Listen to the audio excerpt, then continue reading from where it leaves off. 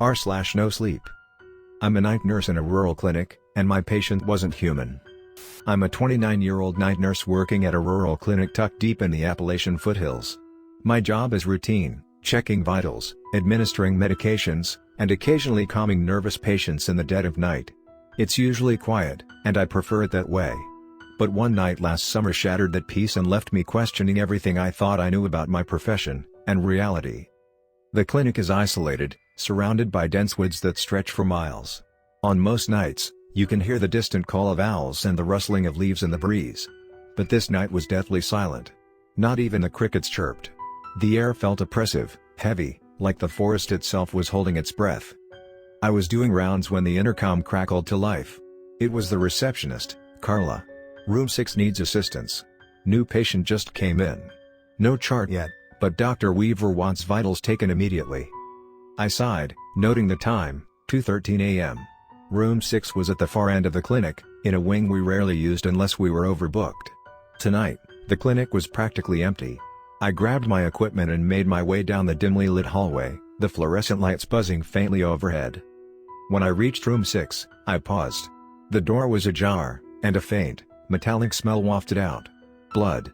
I knocked lightly before stepping in. The patient was sitting on the edge of the examination table. He was tall, painfully thin, with sallow skin stretched taut over his bones.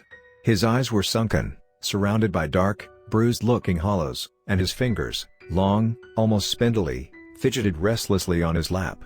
He was dressed in a filthy suit that looked decades out of fashion, the fabric frayed at the cuffs and stained with something dark. "Good evening," I said, trying to sound composed. "I'm here to take your vitals." The man's head snapped up, his eyes locking onto mine. They were an unnatural shade of pale gray, almost luminescent under the harsh overhead light. His lips curled into a thin, unsettling smile. "Good evening, nurse," he said, his voice low and raspy, like wind through dead leaves. "I've been waiting for someone to tend to me." I hesitated. Something about his presence felt wrong. But I pushed the feeling aside. I was a professional. This was just another patient. "All right, let's get started. May I have your name?" "Victor," he replied after a pause, tilting his head slightly, as if considering the name before saying it. "Victor. Last name?" His smile widened. "Just Victor." I nodded, though my unease deepened.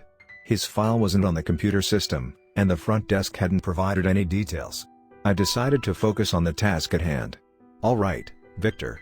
Let's check your blood pressure." I wrapped the cuff around his arm and started the monitor. The numbers flickered, then froze. The screen displayed a bizarre error code I'd never seen before.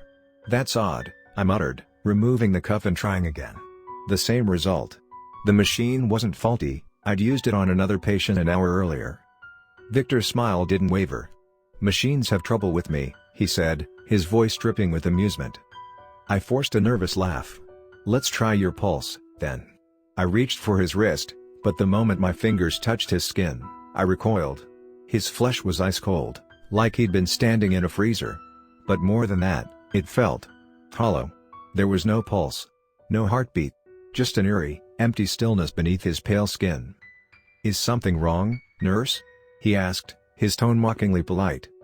I stammered, "No, everything's fine. Let's, try your temperature." As I moved to grab the thermometer, I noticed a shadow on the wall. It wasn't right. The shadow was warped, stretching unnaturally long and bending at impossible angles. My hands trembled as I picked up the thermometer and placed it under his tongue. He watched me the entire time, unblinking. When I pulled the thermometer out, the screen was blank. No reading. I stared at it, then at Victor, whose grin had grown wider, revealing teeth that were far too sharp. "Perhaps I'm not as warm-blooded as your other patients," he said, his voice a soft hiss. I stepped back, my instincts screaming at me to leave. I'll be right back," I stammered, heading for the door. As I reached for the handle, his voice stopped me. "You shouldn't leave, nurse. Not yet. I still need care."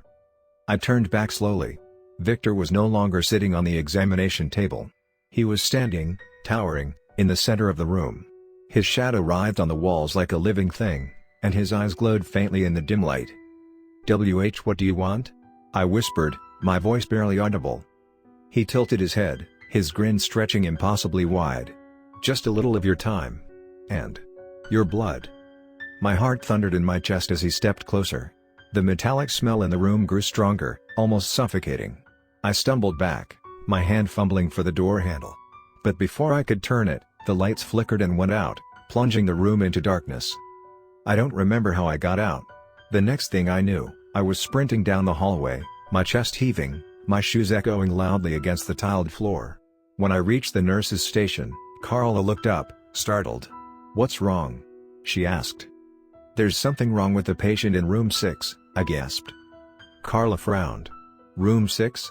That wing's been closed for weeks. We don't have anyone there tonight." I stared at her, my blood running cold. "That's impossible. I was just in there." Together, we went back to room 6. The door was closed, and when we opened it, the room was empty. No examination table, no equipment, nothing. Just an old, dusty room that hadn't been used in years. To this day, I don't know what I encountered that night. I've told no one else about it, and I refuse to take night shifts anymore. But sometimes, when I'm alone in the clinic late in the evening, I swear I can smell that faint, metallic scent. And hear Victor's voice, whispering from the shadows.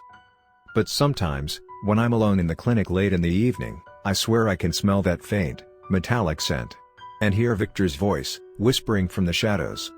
At first, I told myself it was my imagination.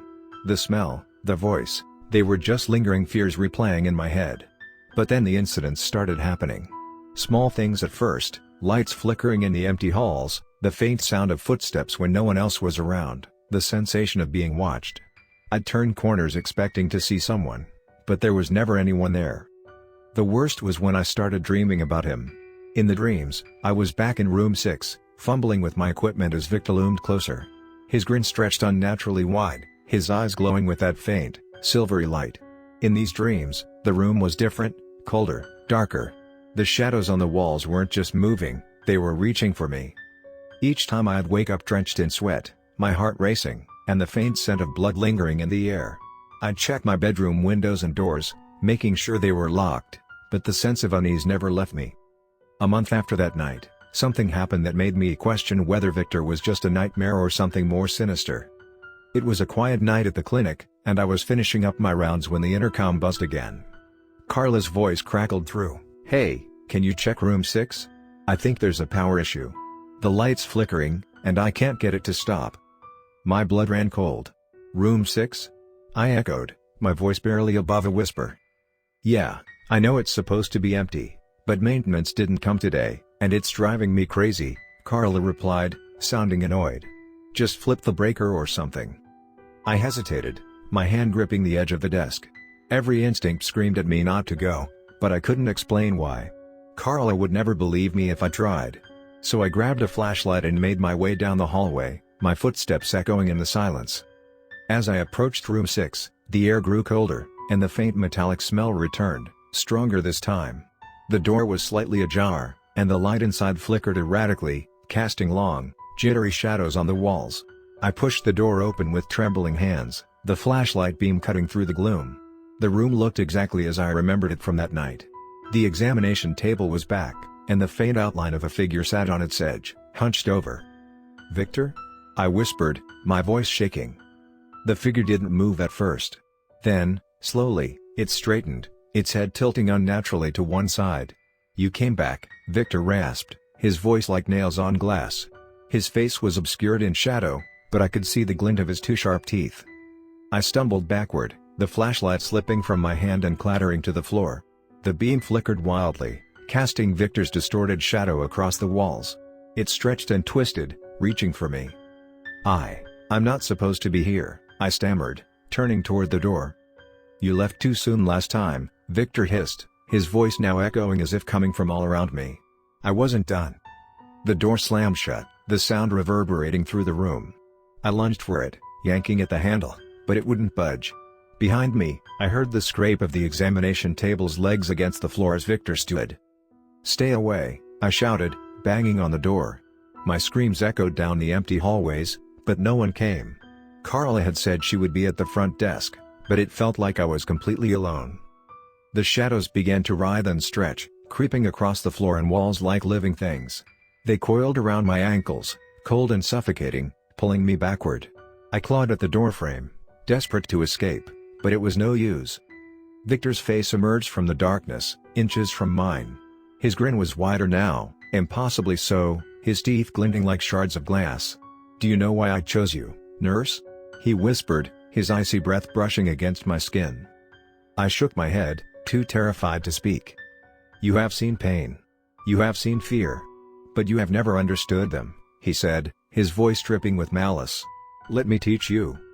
The shadows surged, enveloping me in a crushing darkness.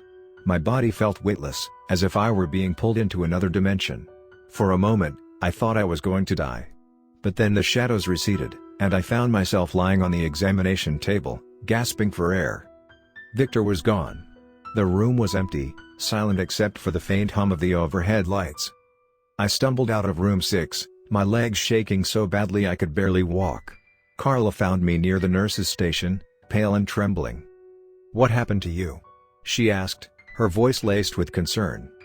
I don't know," I mumbled, unable to form coherent words. She helped me to a chair, and I sat there in stunned silence until my shift ended. The next day, I went to check the clinic's security footage. I needed proof, something to convince myself that I hadn't imagined the entire ordeal. But when I played the recording, all I saw was myself walking into room 6 and walking out several minutes later. There was no sign of Victor. No flickering lights. Nothing. I wanted to believe it was over, that Victor was gone. But deep down, I knew better. The clinic hasn't been the same since. Room 6 remains closed, but sometimes, late at night, I hear faint whispers coming from inside. Patients have reported seeing shadows moving in the hallways, and some refuse to stay overnight. I've quit taking night shifts altogether, but the dreams haven't stopped. In them, I'm back in room 6, and Victor is waiting for me, his shadow stretching endlessly toward me. Last week, I found a vial of blood on my bedside table. It was dark blue.